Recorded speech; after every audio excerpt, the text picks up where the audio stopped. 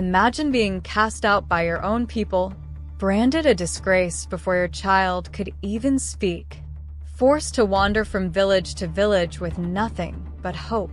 Now imagine that same child growing up to build one of the greatest kingdoms Africa had ever seen. History remembers his name, but almost no one remembers the woman who made him possible. Who was Queen Nandi? Why did powerful leaders fear her influence? And why did generations of storytellers try to erase the sacrifices she made? By the end of this documentary, you'll understand why many historians believe the rise of Shaka Zulu began long before he ever held a spear. This is the forgotten story of Queen Nandi. Most people know the story of Shaka Zulu, the brilliant military commander, the feared king, the empire builder. But very few ask a different question. Who raised him? Who protected him? Who taught him to survive before he ever ruled? For centuries, history focused on kings while overlooking the women who shaped them. Yet oral traditions preserved by Zulu elders tell another story. A story about a woman whose courage changed southern Africa forever. Her name was Nandi Kabeb. She lived during one of the most turbulent periods in Zulu history. Her choices would influence generations, but her journey began with rejection. Retention surprise. What happened next wasn't simply a family scandal. It nearly ended the life of the future founder of the Zulu Kingdom.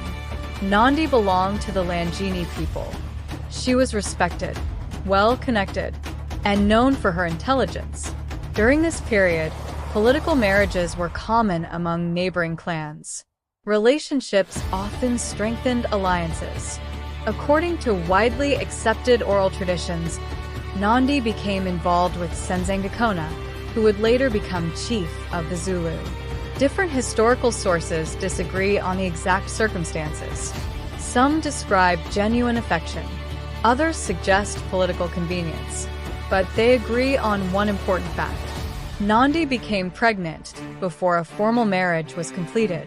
In 18th century Zulu society, this created enormous controversy. Rumors spread quickly. Some people refused to believe she was truly expecting a child. According to later traditions, critics even claimed her swollen stomach was caused by illness rather than pregnancy. One story says they insisted it was an intestinal beetle called Ishaka. Whether literal or symbolic, this explanation became linked to the name eventually given to her son. The child survived. The gossip did not. Instead of celebration, Nandi faced humiliation.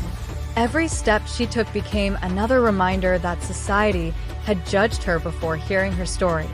But exile would prove far more dangerous than shame. It would place both mother and child directly in the path of starvation, violence, and political enemies. After Shaka's birth, life became even harder. Historical traditions indicate that Nandi and her son experienced periods of rejection from several communities. Their future depended upon finding protection among relatives and allied groups. Every journey carried risk. Food was scarce. Political rivalries between chiefdoms could turn deadly overnight. For a single mother with a young child, survival required constant movement and extraordinary resilience. Shaka grew up watching his mother endure insults without surrendering. He saw dignity under pressure. He learned that power could disappear overnight. He learned that trust had to be earned. Historians continue to debate exactly how much these experiences shaped his later military reforms. But there is little disagreement that hardship defined his childhood. Oral traditions consistently portray Nandi as fiercely protective. She encouraged discipline. She expected resilience. She refused to allow humiliation to define either of them. Years later, witnesses described Shaka as intensely loyal to his mother. That loyalty did not emerge from wealth or privilege. It was forged through years of shared suffering. Then everything changed. One powerful chief noticed the young exile. His decision would alter African history forever. For years, Nandi and her son lived as outsiders.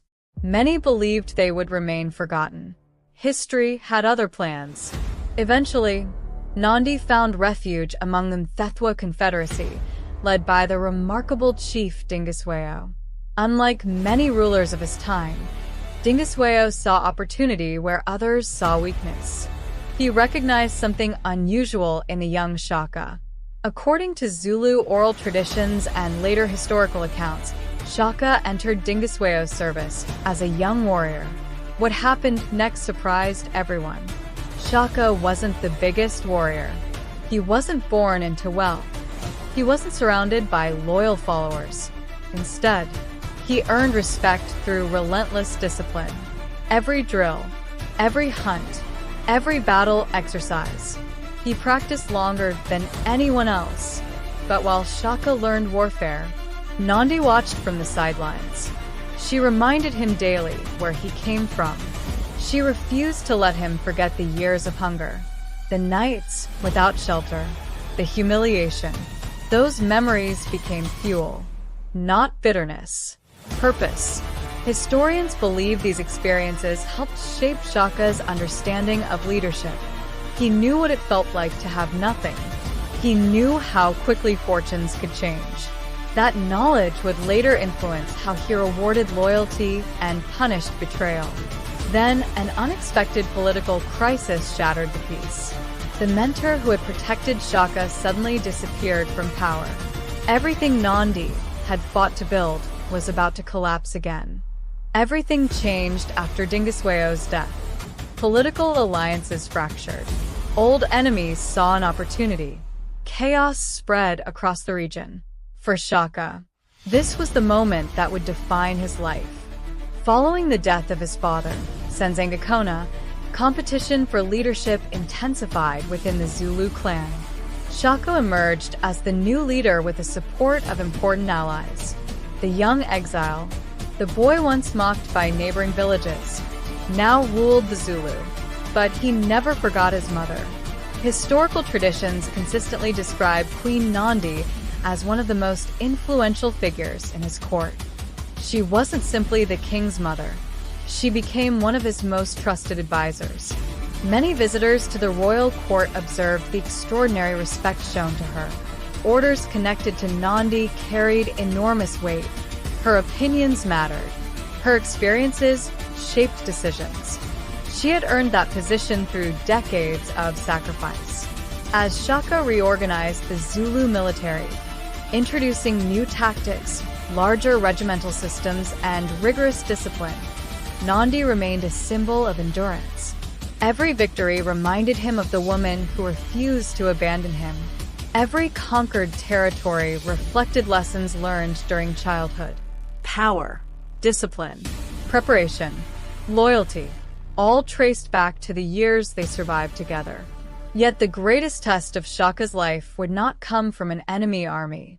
It would come from losing the one person he trusted above everyone else. Before we continue, if you're discovering stories like this for the first time, take a second to support the channel. Subscribe. Share this documentary with someone who loves African history. And turn on notifications so you never miss our next journey into the forgotten stories that shaped the world. Now, let's continue. For decades, Queen Nandi had survived what many believed was impossible. She had endured rejection. She had crossed dangerous lands carrying her son. She had witnessed his transformation from an unwanted child into one of Africa's most powerful rulers. Then, around 1827, Queen Nandi died. The exact cause of her death remains uncertain. Contemporary written records are limited, and much of what is known comes from Zulu oral traditions supported by later historical accounts. What happened afterward became one of the most discussed episodes in Zulu history. According to several early European observers and Zulu traditions, Shaka entered an intense period of mourning. Accounts describe the kingdom coming to a standstill. Large gatherings were held to honor Nandi's memory. Some reports claim strict mourning rules were enforced across the kingdom. Other stories describe severe punishments for those seen as disrespecting the mourning period.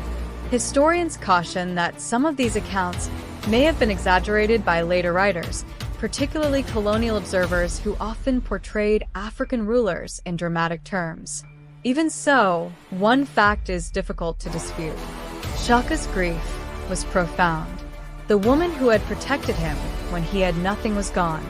For the first time in his life, he faced the world without her.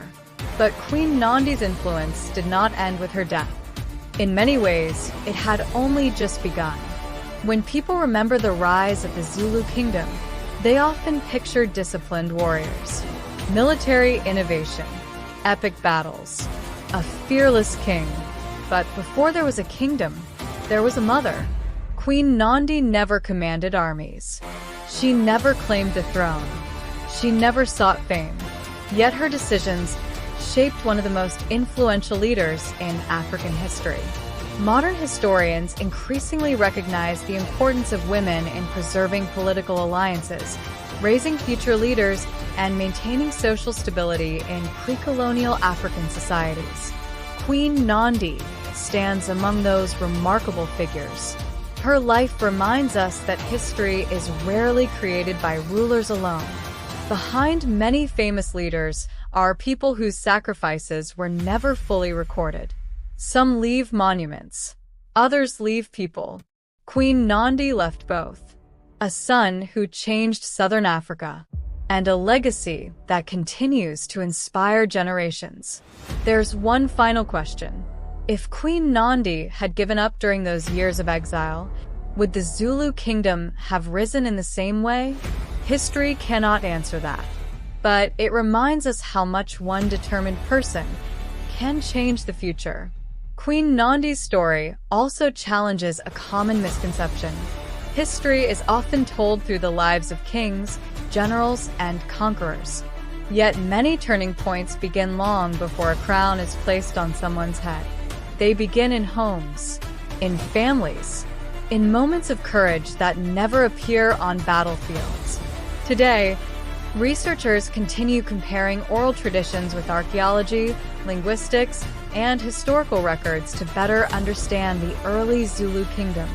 As new evidence emerges, Queen Nandi's role is receiving greater recognition, not because the past has changed, but because historians are asking better questions. That is why her story matters today. It reminds us that forgotten voices can still reshape our understanding of history. Queen Nandi never asked to become a legend. She asked only for the chance to protect her child. She faced rejection with courage, exile with endurance, loss with dignity. And in doing so, she helped shape one of the most influential kingdoms in African history. The story of Queen Nandi reminds us that history's greatest architects are not always the people standing on the throne. Sometimes, they are the ones who made the throne possible. If this documentary changed the way you see African history, don't let the story end here. Subscribe, share, and turn the notification bell for more evidence-based documentaries that uncover the forgotten people, kingdoms, and civilizations that shaped our world. If Queen Nandi's incredible journey surprised you, click the next video on your screen for more. The Kingdom of Benin, the African empire that amazed the world.